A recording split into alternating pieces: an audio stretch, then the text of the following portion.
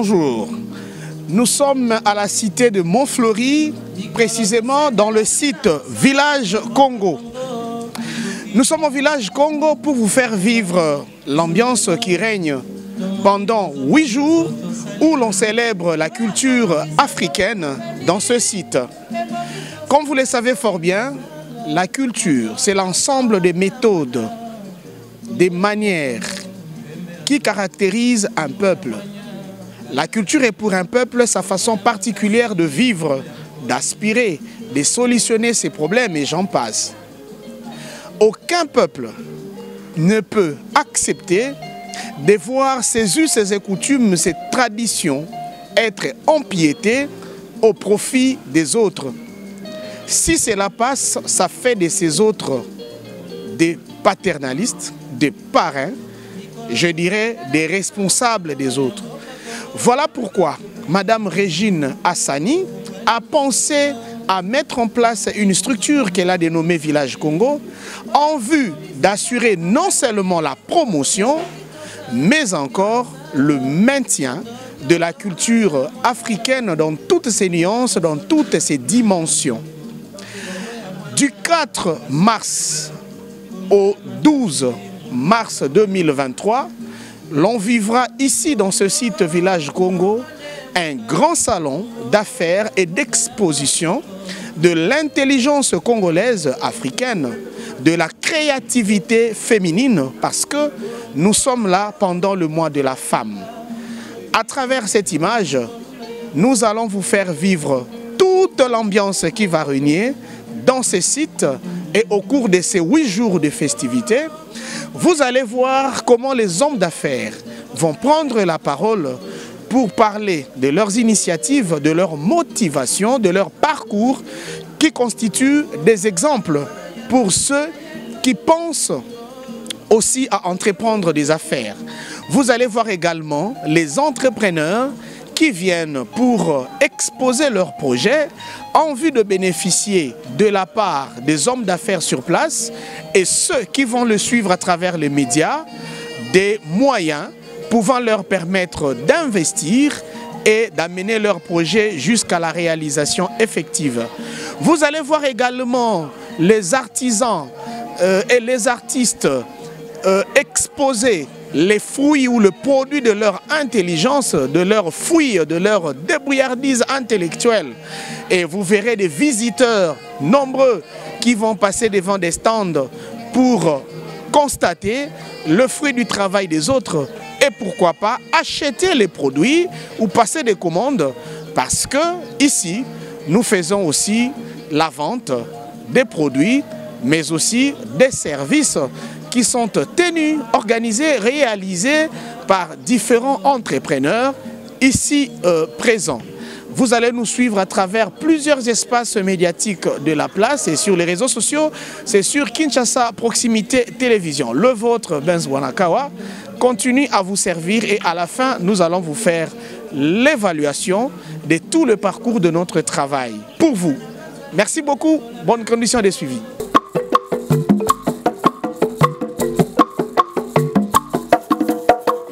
C'est un projet patriotique qui donne lieu à un événement riche en couleurs. Un salon d'affaires et d'exposition aux allures d'un véritable raccourci entre ceux qui ont l'esprit créatif et ceux qui ont l'essence du goût et d'exigence de la meilleure qualité de service et des produits. Nous sommes dans l'enceinte du site où prend corps ces grands salons d'affaires et d'opportunités, le Village Congo. Faire confiance à ce projet en y participant équivaut aux avantages tels que rencontres et échanges B2B au moyen de la distribution des cartes de visite, financement des projets d'entrepreneuriat avec des banques partenaires et la bonne présence de la diaspora, des ambassades et missions diplomatiques. Présentoir et étalage pour exposition de vos articles, projection d'images et activités des entrepreneurs, le tout accompagné de la dégustation boisson et repas ethniques, ainsi que l'assistance aux spectacles artistiques et animations. Régine Hassani est la coordonnatrice du village Congo et initiatrice de ce salon d'affaires. C'est un événement qui se veut surtout culturel. C'est pour promouvoir la culture et promouvoir les projets des entrepreneurs, de ceux qui ont le courage d'entreprendre. Alors, par rapport à l'entrepreneuriat, on a aussi des ASBL, donc des associations sans but lucratif, qui sont là pour aussi promouvoir leurs projets, pour soutenir également des projets des uns et des autres. Voilà, donc ça c'est vraiment une des missions qu'on s'est assignée et on travaille énormément sur la promotion des projets. Voilà, donc on a ciblé 12 secteurs d'activité. Mais comme l'événement commence seulement aujourd'hui jusqu'au 12 mars, donc voilà, on aura l'occasion de pouvoir découvrir tous les projets, de découvrir tout ce qu'il y a comme activité, aussi bien de la diaspora que des locaux. Donc voilà, donc on est là vraiment pour ça. N'hésitez pas à aller vers les autres, n'hésitez pas à aller découvrir les produits et les services des autres. Donc c'est vraiment pour créer des synergies qu'on est là, pour encourager tout le monde, tous ceux qui entreprennent, de continuer à entreprendre. L'entrepreneuriat, c'est pas facile, mais surtout dans le contexte dans lequel c'est un contexte de crise, on le sait tous. Mais il faut s'encourager, il faut continuer à être là et à faire des affaires parce que, bon, on n'a pas trop le choix. La valeur de l'œuvre est aussi reconnue lorsque les observateurs ne cachent pas leur appréciation. La valeur de l'initiatrice du village Congo ainsi que de ses initiatives nous est livrée par une participante de taille, honorable Jacqueline Bissimois. Madame Régine Hassani, c'est quelqu'un qui a commencé son travail à nos yeux. Nous l'avons vu commencer à Bruxelles, calmement. Elle a créé sa société Belle Afrique pour le fret aérien et maritime. Aujourd'hui, c'est une grande agence qui dessert pratiquement l'Europe et l'Afrique, évidemment la RDC. Nous l'avons vu commencer son projet des villages Congo. C'était comme un rêve et aujourd'hui c'est une réalité. Et le membre de l'association de femmes chefs d'entreprise de la République démocratique du Congo, c'est une association qui fait partie des 4 organisations professionnelles du secteur privé congolais, parmi lesquelles la FEC, que vous connaissez, la Fédération des entreprises du Congo, la COPEMECO, la FENAPEC et la SOF. La spécificité de la SOF, c'est qu'elle ne regroupe que les femmes, des femmes qui sont patronnes de leurs propres entreprises, de femmes qui évoluent dans le secteur économique de notre pays. Et je voudrais tout simplement demander à Madame Régine, parce que j'ai dit que c'était un mot d'encouragement, de continuer à aller de l'avant parce qu'elle nous inspire. Elle inspire aussi la nouvelle génération. Quand elle a commencé, nous, ses aînés, nous étions déjà là. Et aujourd'hui, je crois qu'elle nous a rattrapés. Peut-être qu'elle a dépassé même beaucoup d'entre nous. Je voudrais que les jeunes suivent son modèle. Il ne suffit pas de travailler dans un bureau pour gagner sa vie, pour contribuer au développement économique du pays. Il y a moyen aussi d'avoir un bon projet. Il y a moyen aussi d'avoir des initiatives qui vous rendent indépendants, qui rendent les femmes autonomes et qui en fait permettent aux jeunes d'évoluer et de participer tant soit peu à la lutte contre la pauvreté par la création d'emplois et de richesses. C'est ça d'ailleurs la mission de notre association, contribuer à la lutte contre la pauvreté par la création d'emplois et de richesses. Notre mission, c'est de faire que toutes les femmes soient autonomisées à travers leurs travaux. Ici, toutes les cultures et traditions congolaises sont représentées et communiquées à travers la danse et les chansons interprétées à différentes langues locales congolaises. Un peu de détente, rendons-nous à l'Équateur.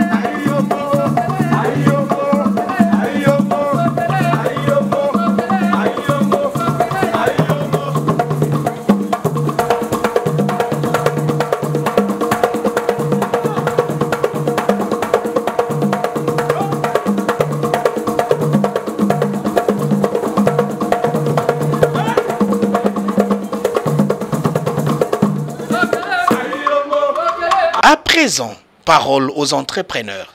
Ils ont fait confiance au projet, ils parlent de leur réalisation et partagent leurs expériences.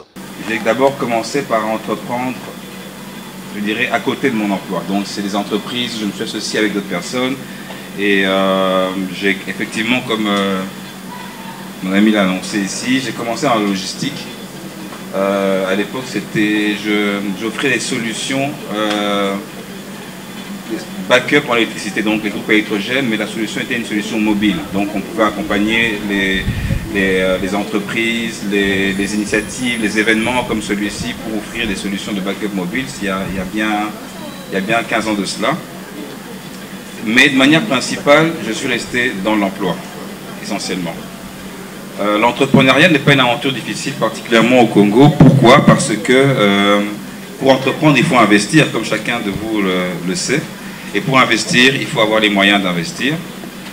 Et pour avoir les moyens d'investir, il faut avoir de l'argent, bien il faut être accompagné notamment par une banque ou par des fonds d'investissement. Et ce n'est pas ce qu'on trouve le plus facilement ici en RDC.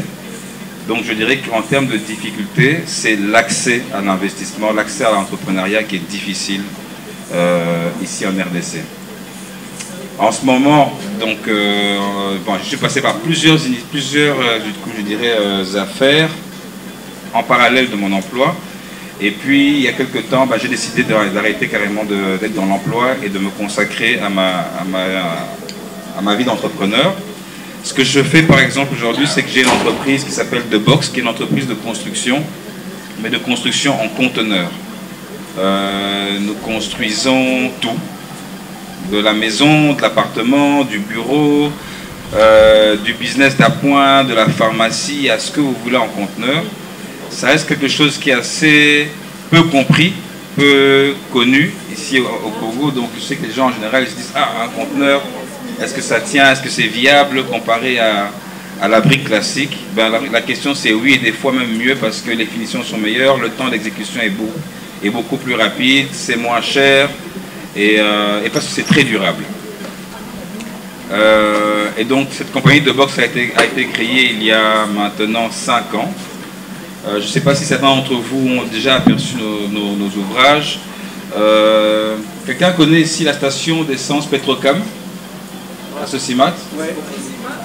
Voilà. Et derrière, vous avez un conteneur avec un bardage en bois comme ça. Je ne sais pas si vous voyez. Si quelqu'un s'est fait soigner il y a quelques temps à l'hôpital SOS médecin de nuit, voilà, vous avez une pharmacie en 2 étages. C'est encore nos The Box. Si parmi nous il y a des étudiants en santé, comme vous avez à l'Unikin, vous avez des bâtiments, des bureaux, des salles de réunion qui ont effectivement également été construites par The Box. Et donc nous construisons en conteneur. Les finitions sont, je peux vous dire que même en termes de finition et de solidité, on est même mieux que les constructions classiques en briques. Donc c'est ce que nous faisons notamment. Et donc à côté de ça, nous avons encore plusieurs autres solutions. Enfin, je travaille dans plusieurs secteurs de la logistique, donc le transport de marchandises, la sous-traitance dans certains secteurs d'activité ici en RDC. Si les déchets plastiques font la richesse de nos poubelles, c'est parce qu'une intelligence nouvelle n'avait pas encore visité les dites poubelles. Désormais, ces déchets peuvent se transformer en dallettes et servir autrement. C'est beau, surtout quand ça vient d'une femme. Mais ces dallettes-là ne serviront pas à embellir de bactères ou de... Bon, je ne sais pas où est-ce qu'on peut les placer, parcelles, devant la porte. Mais nous, c'est pour construire des routes de dessert agricole. C'est-à-dire le sachet plastique, nous les travaillons avec d'autres produits qu'on peut toujours y ajouter. Et pour nous aider à peut-être réduire la faim, parce qu'aujourd'hui, on a des complications, on a beaucoup de problèmes pour acheminer nos produits agricoles, les acheminer jusqu'à Kinshasa par exemple, parce qu'il n'y a pas de route. Mais si on avait quand même des routes de dessert agricole, c'est-à-dire des routes qui rentrent dans le fin fond de Bas-Congo, dans le fin fond de la province de Bandundu, je crois que ça serait une facilité pour réduire je peux dire la fin, ici dans la capitale Kinshasa. C'est vraiment un grand projet. On est en quête de financement. Et le même sachet plastique, en fait, c'est toujours dans ces projets-là, les mêmes sachets, les mêmes déchets plastiques, les transformer, c'est-à-dire les rendre à sa phase initiale, les transformer en carburant, c'est-à-dire gasoil, essence, ces mêmes déchets plastiques. Et bon, je ne sais pas, peut-être parmi nous ici, il y a quelqu'un qui a son oreille ouverte à ces projets-là et qui peut toujours nous voir. On est là pendant tout ce jour, on est là, on est ouverte à tout le monde. L'informatique n'est pas du tout laissée pour compte. L'analyste et développeur Jureka Panga nous parle de ses réalisations, notamment Ndaku App, ainsi que la raison de sa présence au salon d'expo et d'affaires. Je développe des applications, que ce soit mobile, web ou desktop. Alors j'ai suivi un cursus informatique à l'université de Kinshasa, au département de Math Info. Notre start-up, c'est Dekara Corporation. Notre start-up offre notamment des services de développement d'applications. Alors l'un de nos produits que nous avons actuellement, c'est Ndaku App. Ndaku App est une plateforme qui aide les personnes qui œuvrent dans le secteur immobilier, notamment les agences, les courtiers immobiliers, les commissionnaires, à facilement avoir des clients en postant leurs annonces immobilières. Et ceux qui recherchent auront cette flexibilité à trouver leur bien immobilier sans se déplacer à partir de leur maison. C'est pourquoi le slogan de Ndaku App, c'est l'immobilier dans votre smartphone. Je suis d'abord ravi de l'invitation de Belle Afrique et puis Village Congo.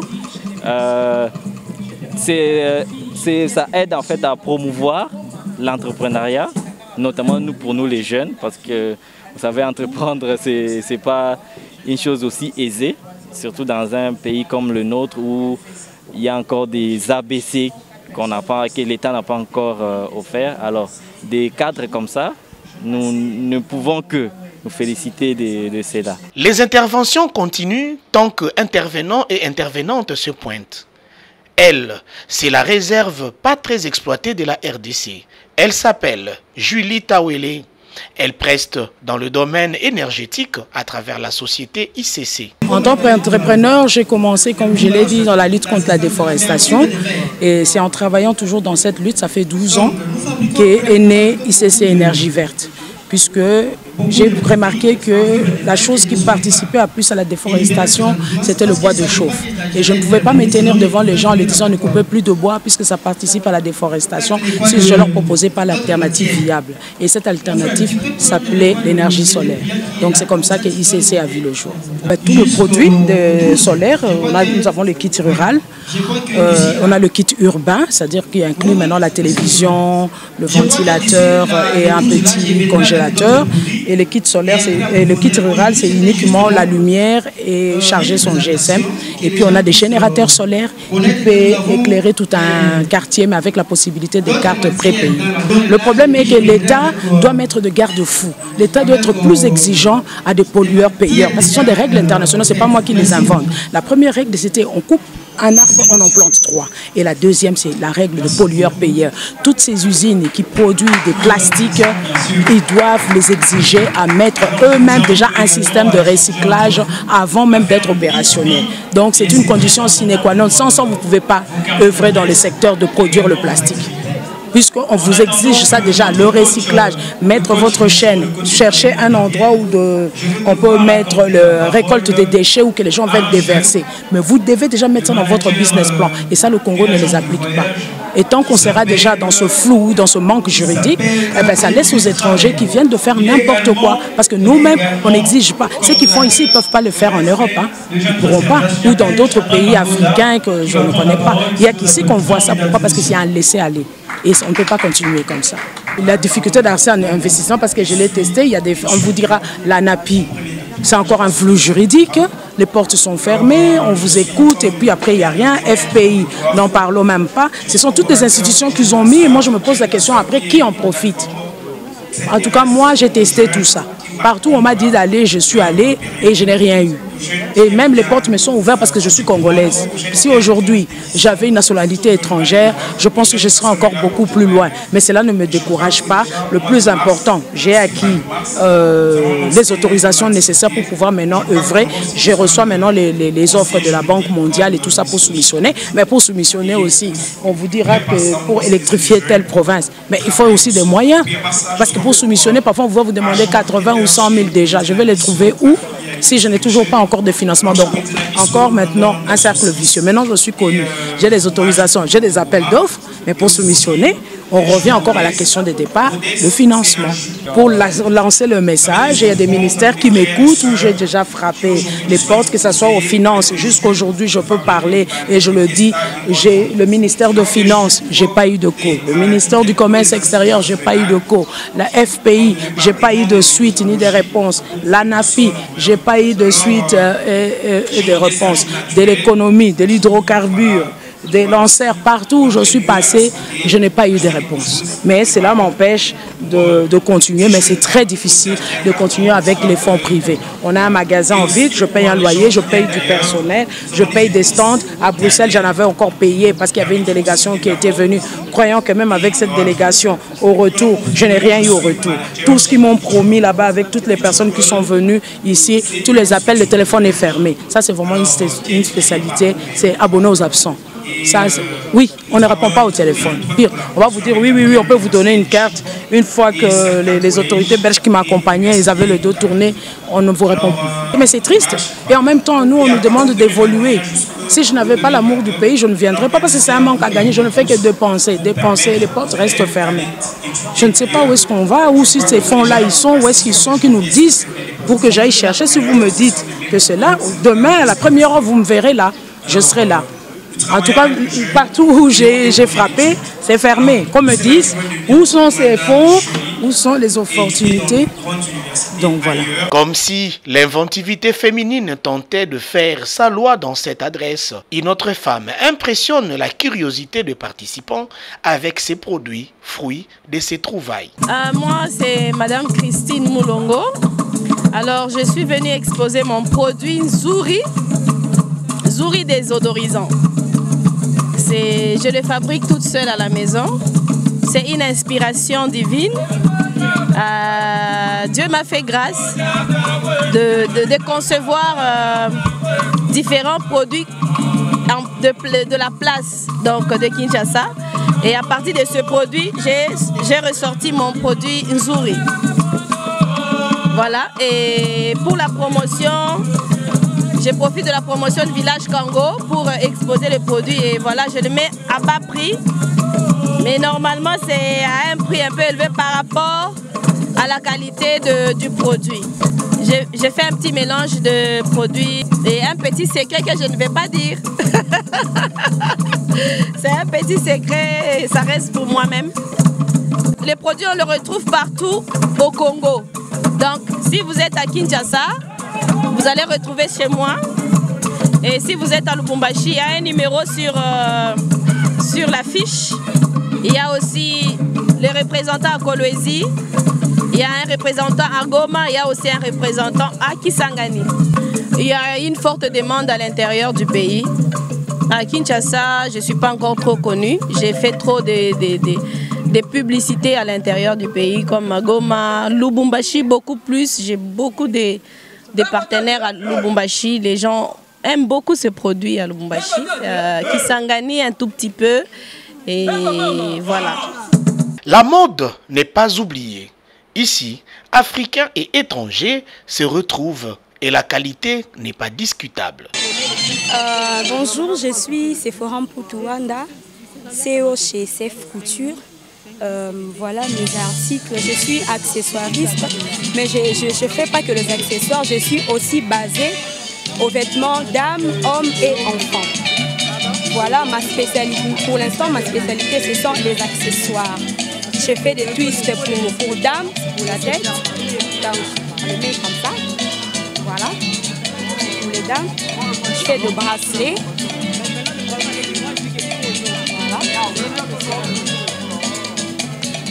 Donc, il y a des trousses pour les dames. Il y a le sac ici, c'est mixte. Homme ou femme, enfant peut le porter.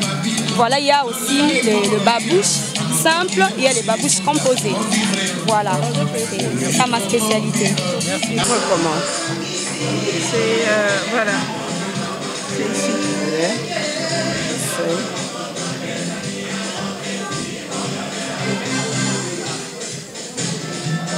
C'est beau ça.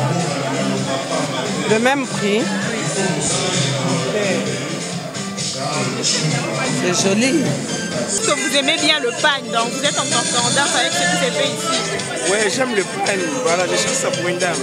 Ok, donc vous êtes à un bon endroit. Parce que ici, on vend le sac en pagne et en cuir. En fait, c'est la maroquinerie, le mélange de pagne et cuir. Et donc, c'est juste pour mettre la culture africaine en exergue, c'est pour promouvoir la culture africaine. Parce que les Blancs, quand ils ont défini ça, quand tu cherches la maroquinerie dans les dictionnaires, tu ne trouveras pas là où on a parlé de pagne. On parle que de cuir. Maintenant, nous, avec l'intelligence que Dieu nous a donnée, on a essayé de mettre un mélange de pagne-cuir, mais tu verras aussi qu'il y a du raffia. Faisons un pas en arrière pour faire parler de nouveau l'honorable Jacqueline Bissimois.